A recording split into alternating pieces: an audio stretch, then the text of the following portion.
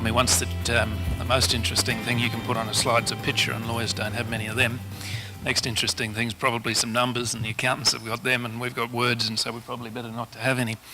I wanted to start just by mentioning our firm's visited office program. Our firm, the group within our firm that specialises in agriculture is the biggest in the state.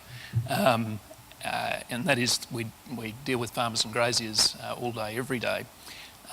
And that exists solely because our firm originated in Longreach at the turn of the last century, and we've kept up that connection through a visited office program to Longreach, Charleville, Roma, Emerald and Rockhampton, effectively keeping us in touch with those communities that support us. Two topics for today. The first is vegetation management, and you might know, obviously, because of the campaign run in the aftermath of the Palaszczuk government reintroducing some laws that were defeated in 2016, again then this year, reintroducing them this year successfully. That there's not a lot of good news, there's not a lot of opportunity, there's not a lot of what Bruce was speaking about this morning. But I wanted to touch on where we sit after those laws were passed, and what I suppose our clients and the industry bodies that we keep in contact with are saying might be the next steps.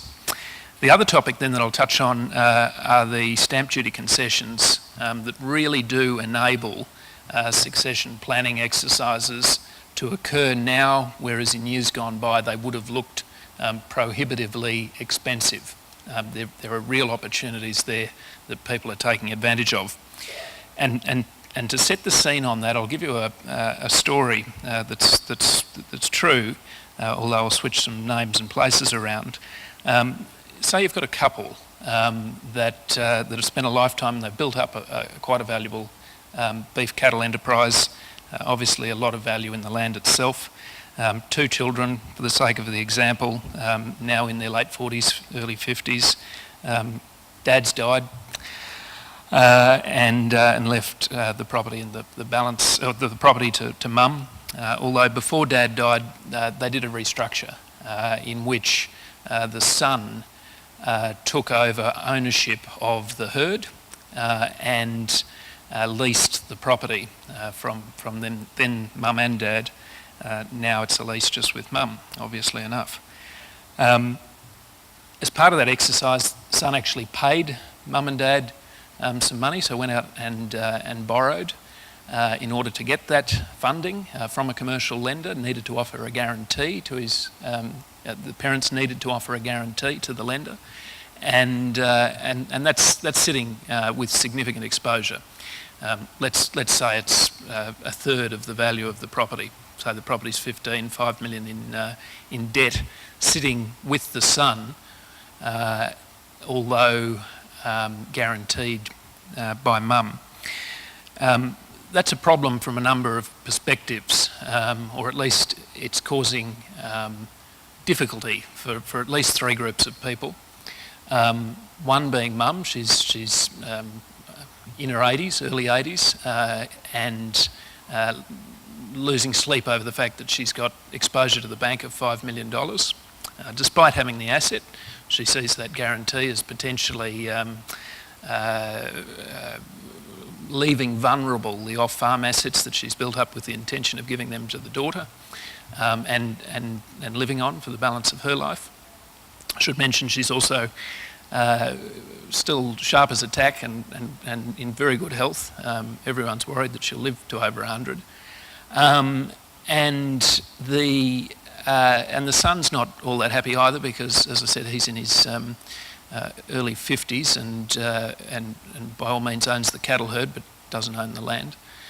And the bank's not all that happy either because they don't really like relying on this security being the mortgage from over the property from mum, supported or supporting the guarantee, given that her time is limited and there's the risk that upon her death something unexpected could happen in her will. Even if it doesn't, there's the risk there.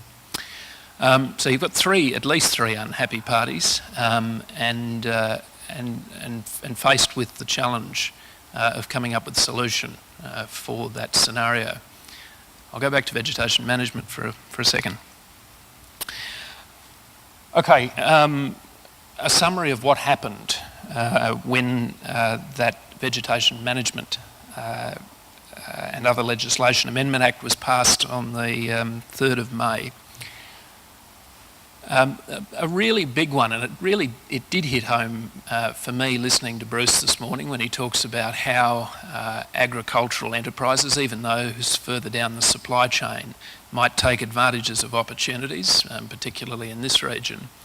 But if you think statewide, and the stats are out there indicating how much of Queensland is still covered by remnant vegetation. Really, we're left now with a state vegetation management regime that doesn't allow for any new agricultural developments where there's remnant vegetation, in other words, vegetation that hasn't been cleared once before. And that's severe, I think, by any assessment. Not even the Tasmanians go that far, and arguably they have older, more valuable and less trees to worry about. We know that wasn't the case. The Newman government in 2013 introduced laws that allowed applications to be made for high-value agriculture and high-value irrigated agriculture, and the repeal of those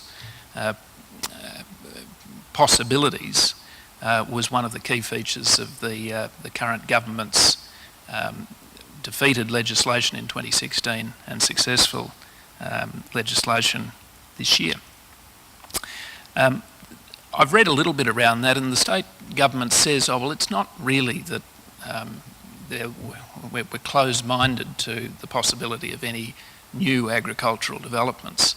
But what they say is the solution is a coordinated project application.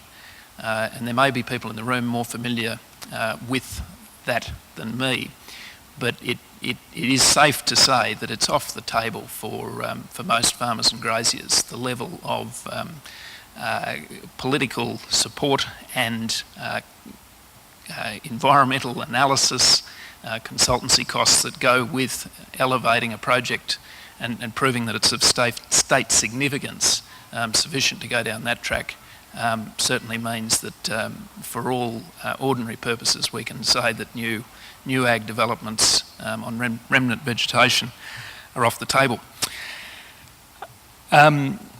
Second limb of the changes was to increase the amount of non-remnant vegetation, in other words, areas that had previously been cleared that now are subject to quite and very strict restrictions on how they can be cleared going forward. That's what they call Category C, high-value regrowth, and Category R, reef regrowth. They were extended again to freehold land, and the Category R reef regrowth was extended to further watercourses. Another important feature, and this is one where it's caught some people out so much so that they've become quite vocal critics of the legislation, was changing the definition of what is high-value regrowth, not in terms this time of where it's located, but in terms of when it was last cleared. And so previously, if something had been cleared since 1989, then it wasn't going to fall in this definition of high value and therefore quite heavily restricted regrowth. Now that's been changed so that only vegetation that's been cleared in the last 15 years escapes the extra control. So effectively that was a creep Previously, 1989, 29 years ago, now 15 years ago. That 14-year period, if you happen to have country that was cleared in that time, that was last cleared in that 14-year period, you were hit quite unexpectedly this time round with extra and severe restrictions. What those changes around regrowth remind us is that there has been enormous value in those people that locked in category X, white, on the map country under PMABs, more than the cynics could have, I think, or would have suggested at the time that concept was introduced, when the current vegetation management regime came into effect. Effectively, there's no constitutional rule that says progressive governments must honour PMABs. There's no protection for them beyond what the government of the day wants to afford them. They could be changed, and I do have to stress that.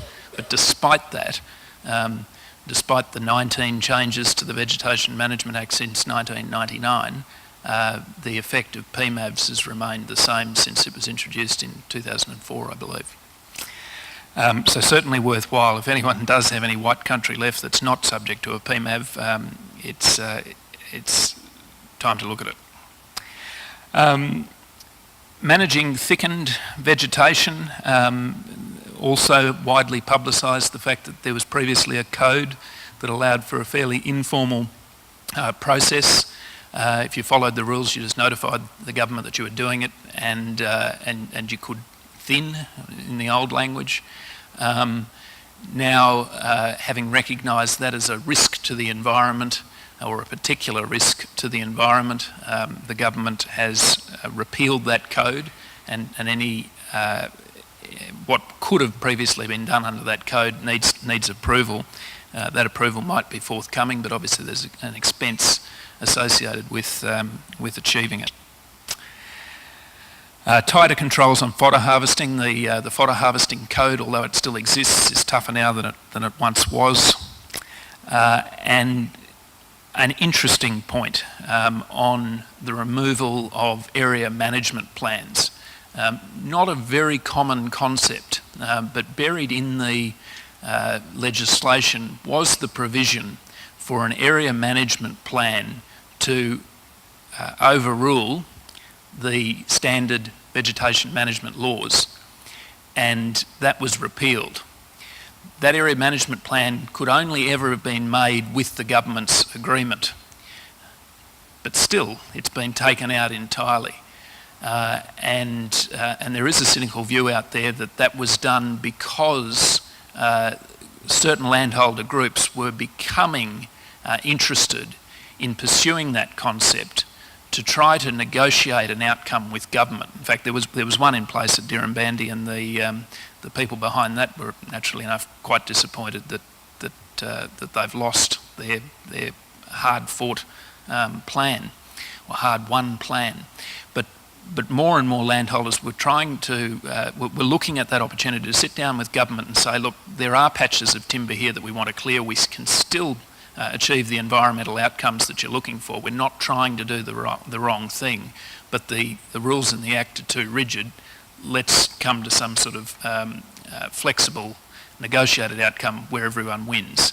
And that's gone. And I think that's more significant than perhaps has been publicised. And it leads, I suppose, to that analysis of where is all this going.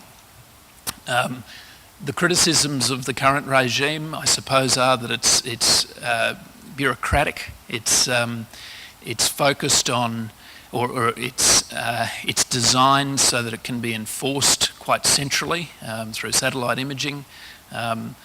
It's statewide, so it's not particularly customised to the different regions in the state and their needs. It's carbon-centric, and that's important too. What I mean by that is it seems to place great emphasis on keeping a store of carbon in the case of mature trees, or regrowing, sequestering carbon in the case of regrowth. almost the more trees the better, rather than looking at the balance of species, the effect of that on habitat for wildlife, whether in fact trees versus grass might be better for protecting or rehabilitating waterways in certain regions and preventing runoff. This current regime's very much focused on keeping as many trees in the ground as possible. So, in light of that criticism, there are people that we talk to who are very interested in trying to get a rewrite of the vegetation management regime, and trying to find, it's not find. I think the science is there, but my take on it is not enough work's been done distilling it down into an alternative legislative regime that could be put to the Parliament, to either political party, because it seems there's science out there to suggest there can be a win for the environment while at the same time achieving some balance with agricultural production, a balance that doesn't seem to be the aim of the current Act.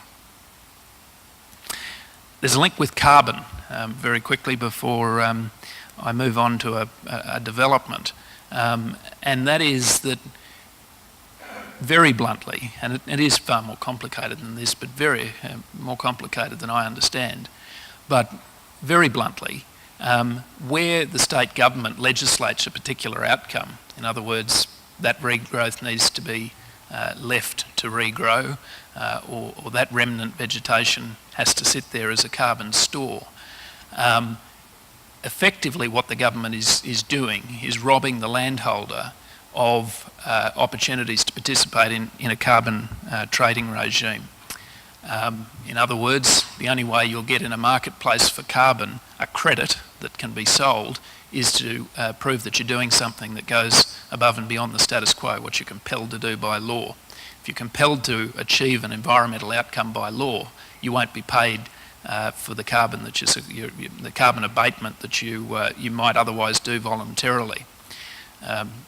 Could get to the same outcome, but if the government legislates it, the landholder doesn't get paid. If the government didn't legislate it and the outcome was achieved, the landholder would get paid. That in itself, I think, is another very good reason for a rethink of these laws.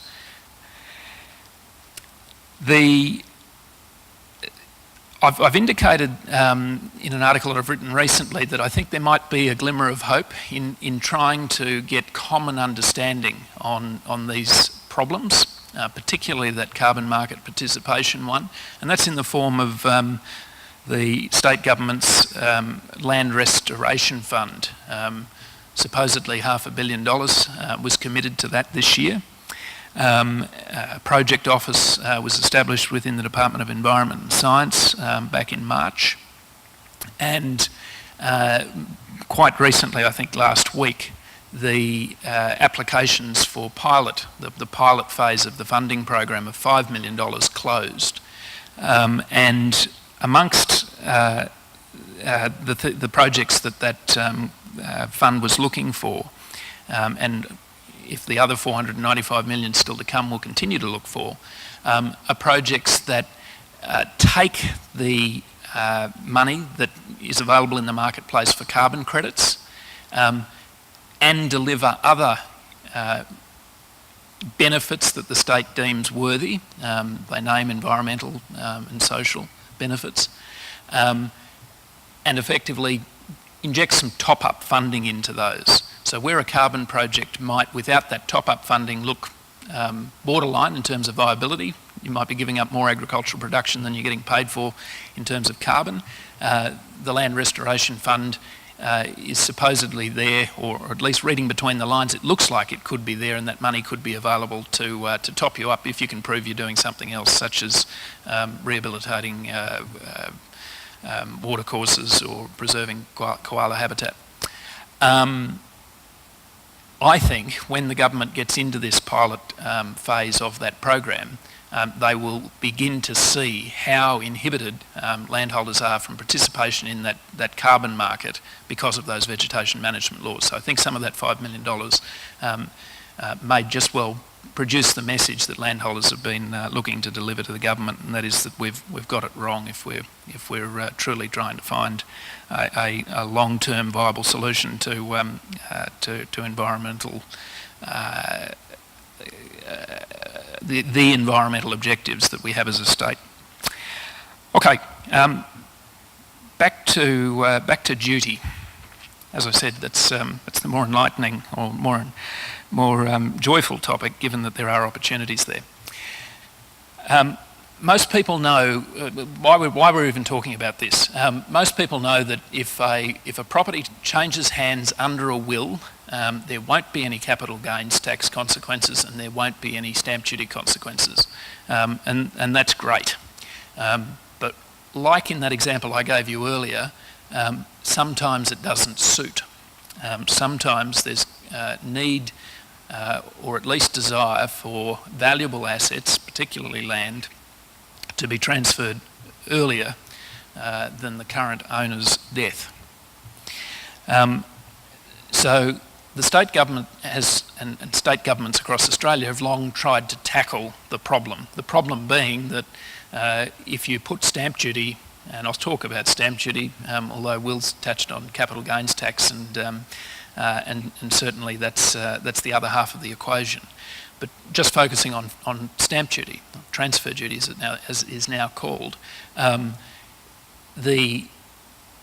if a family's told that they can wait for mum to die and there'll be no duty on a $15 million property, or mum can transfer it now and pay duty at 5%,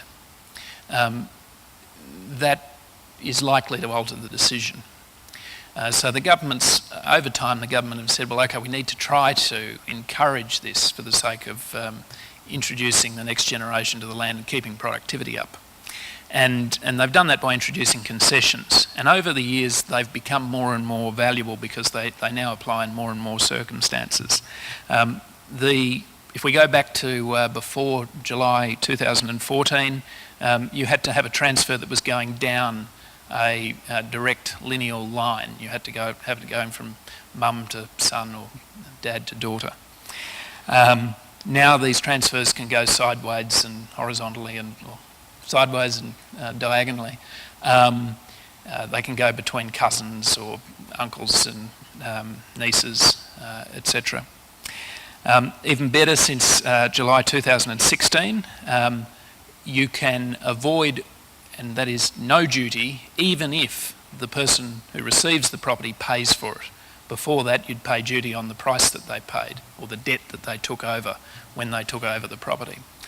Now, if they take on debt or pay mum and dad or their brother or their uncle for the property, there will be no duty.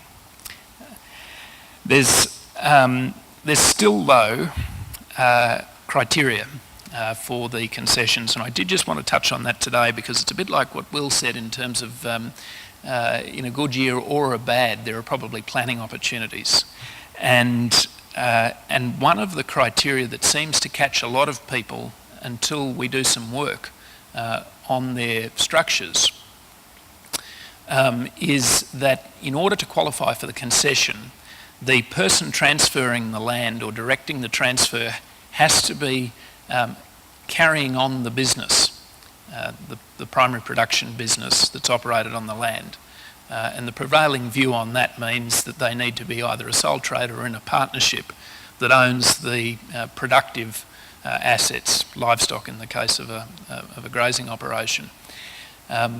You might imagine, as we see very regularly, there are heaps of examples where those business assets, the livestock for instance, or the plant and equipment, have been over time transferred into another entity.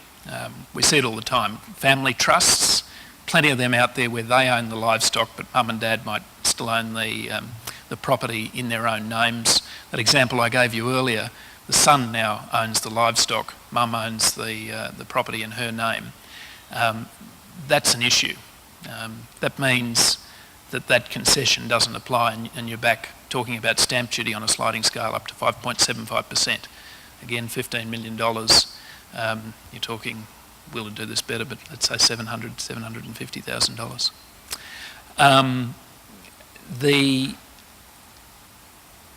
opportunity is that if doing such a transfer is on the horizon and there's an opportunity to plan for it, well then there might be an opportunity to restructure in such a way that you do qualify. You would never want to run foul of the anti-avoidance provisions of any taxation regime, so you'd want to have your own independent reasons for doing that restructure, but they would certainly, and they do exist in a lot of the cases that we see. Again, it's not something that you do overnight, so the planning really comes into it.